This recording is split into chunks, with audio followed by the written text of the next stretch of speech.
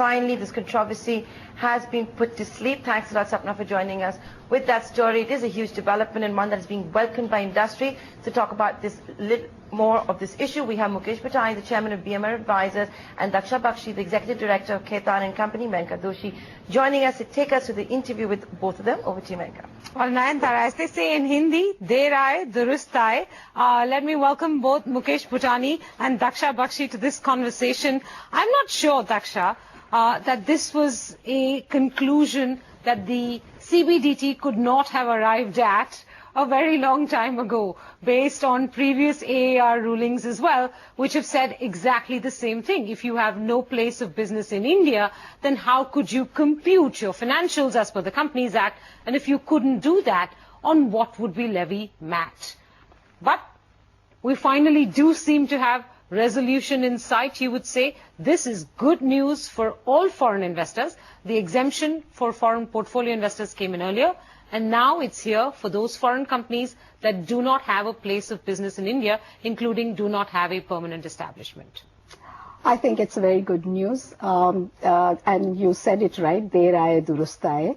And I think the step that the government took immediately after the notices were issued and the government wanted to bring clarity, but they weren't able to bring the clarity backdated in their budget 2015, but they took the step of setting up a AP Shah committee. Now, while the AP Shah committee's terms of reference were obviously limited to giving recommendation for FPIs and FIIs, because those were the entities who had been given notices, and that is where the nervousness was the maximum. Obviously, while interpreting the applicability of 115GB to FIIs, FPIs, which essentially are foreign companies, it could not have been avoided by the AP Shah committee that they could not analyze whether it applies to foreign companies or not. So they analyzed it, and they have absolutely threadbare at several places mentioned that foreign companies were never intended to be included in the applicability of 115JB. Especially if they do not have a place of business. Especially if they I think do that not have distinction has been drawn by the AP Shah committee as well, when it refers to the authority, advanced ruling authority's decisions in Timken, etc. Absolutely, right? absolutely. And the press release today also accepts that. The only concern that I have is the second part is referring to the place of business under Section 592 of the Companies Act. 1956. And 380 of the Companies Act 2013. Now, this is where I have a slight concern in as much as even a liaison office, which is not really revenue, is required to be registered with the Registrar of Companies under 592 and 380 of the Companies Act 2013. But I've checked the language of the text in both acts, and they both seem to suggest that only those foreign companies which have a place of business in India need to register, and then they lay out all the documentation that is required, right? So place of business, even a liaison office is a place of business. Considered as a place of business. Except that they are not, that is under the Reserve Bank of India, the Foreign Exchange Management Act, that they are not permitted to earn or generate revenue. But it is still a place of business. But if they're not permitted to earn or generate revenue, then what would the MAT apply on?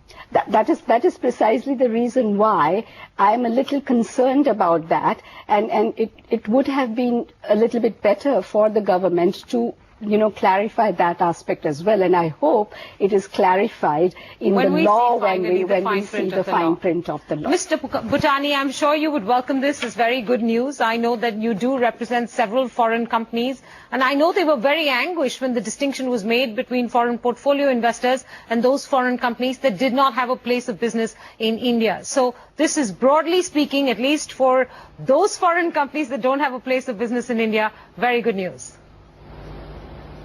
Absolutely, no doubt about it. And as you rightly pointed out, that a plain reading of the law coupled with successive decisions of the Authority on Advanced Ruling pointed out that there is no case for levy of MAT on foreign companies, whether they are FIIs or non-FIIs, unless they have a place of business in India. But I think the larger message that is going out, in my view, is that the government is keen to intervene. So under ordinary circumstances, you would have allowed this issue to linger on for years and years. Taxpayers would have won these appeals in tribunal. The tax department would have gone in appeal in a higher forum, and so on and so forth. So I think that is something that has been put to an end, and I think the government is You're being very generous, Mr. Butani. We've had almost a year and more of this controversy lingering, and not just that. You will recall the finance minister himself saying, when making the AP Shah panel report public, that in the first submission of that report, the CBDT went back to the panel and asked for the panel to circumscribe its commentary only to foreign portfolio investments. So if there was the intent that we would clarify for all foreign investors, all foreign companies included, that intent has not been visible so far, though I will admit and agree with you, like I said right on top, der aaye durust aaye. Well, I think this could have been an afterthought. I have no doubt in my mind that, and based on the quality of depositions that happened before Justice Shah panel, that the panel was really looking at the MAT levy on foreign companies, though the trigger could perhaps have been the FIIs, because they constitute a major investment community within the class of foreign companies and were impacted the most in an adversarial manner to the detriment of many investors in FIIs. But I think this issue was there for other forms of foreign companies as well. I also feel that the Shah panel did deal with the broader issue, but the report that was submitted to the government dealt with the limited issue, and it did strictly adhere to the brief that was given by the government. But so as an afterthought, the government realized that no, this whole controversy needs to be put to rest, and the best way to do that is to go beyond what was stated in the second version of the Shah panel report and clarify this once and for all. I must also ask bear you, in Mr. mind Butani, that it's a sorry to interrupt you, but I do want to ask you what it means for foreign companies that do have a permanent establishment in India. What's the interpretation now? What is the current standing jurisprudence? Will MAT apply on them or not? Or will that continue to be a fairly big area of concern as well? Well, I'll tell you what the circular talks about, and I'll also tell you my view on levy of MAT for other foreign companies, much as it may sound controversial on your channel. It says there are two categories of companies now. Number one, companies, foreign companies who are residents of countries where India has a double tax treaty. And in that situation, the determination test would be whether they have a permanent establishment or not. That's one set of foreign companies. The other set of foreign companies would be companies where India does not have a double tax treaty with the foreign company, and there the test would be whether it has a place of business in India or not, and the test would be whether it is registered under the company law, which all foreign companies are supposed to be registering, whether they are a project office, liaison office, or a branch office.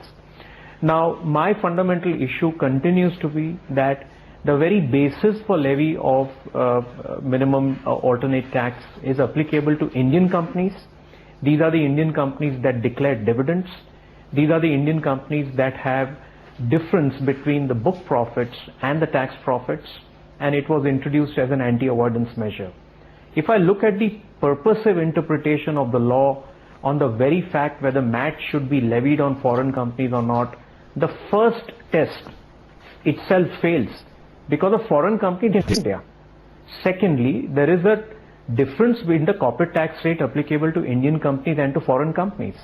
So in other words, the enhanced rate of corporate tax applicable to foreign companies subsumes any form of distribution tax, which is the dividend distribution tax that is levied, and because a foreign company does not declare a dividend, and hence it should not be liable for MAT. But as I had mentioned, that could become controversial given the current interpretation of the law, but the fact still remains that the very purpose of the law is to levy tax on Indian companies that declares dividends. Having said that, I feel that 90 to 95% of foreign companies would get covered under the two categories that has been specified in today's press release by the Ministry of Finance.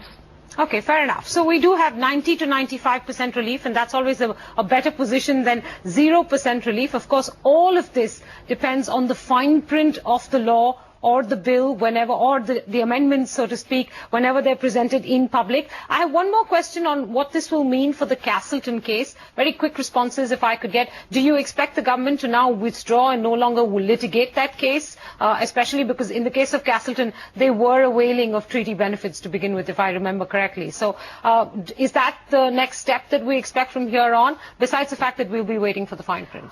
Well, this is actually only a press release. So actually court itself cannot take recourse to that. It's how the government will present the case when it comes up for hearing. I believe it is next Monday that it will depend on what position the court takes. The government takes it at that point. At that point in time, how the ASG who is arguing the case will take it.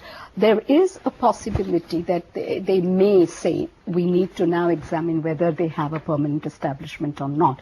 But that is not the order that was passed by the AAR, which is before the court at the moment. So in that case, the matter may just be sent back for fact-finding as to whether Castleton has a permanent establishment or not, because that is also the intent of this circular that needs to be examined. Okay, Mr. Butani, quick thoughts on what happens now next in the Castleton case? How material is that?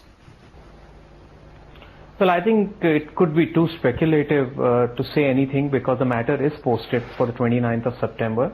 I'm just guessing that the law officer for the government will essentially, plead before the court that this is a policy decision that has been taken by the executive and that is supported by acceptance of recommendations of Shah panel insofar as FIIs are concerned, subsequently followed by the press release that is done today. But as Shah panel has suggested that this requires an amendment to the law, and I would imagine that all the FIIs would also be expecting that the government follows up these press releases with suitable amendments to the law. Now, there is nothing that precludes the government from moving a second amendment to the income tax law in the next session of the parliament, but ordinarily it would try and amend the law as a part of the budget 2016 exercise. So the court may in its wisdom decide to either dispose of the petition or it may decide to wait. But I would imagine that as a result of the release of the first press release and the second press release, the departmental officers now would exercise restraint in terms of pursuing ahead with the assessments.